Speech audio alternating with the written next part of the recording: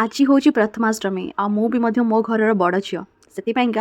आज परुआ हवा कथा किंतु जेहेतु मो माँ को पाली से आज परुआ हो पार ना किंतु एबे मु आ झील होकी ना क्या घर बोहू हो तो बहुत सारा रेस्पॉन्सिबिलिटी रही से जेहेतु प्रथमाष्टमी मो दी भणजा ड्रेस किणवार अच्छी जेहेतु जड़े भणजा मोठू दूर में अच्छी से ड्रेस मामू पैसा पठे देते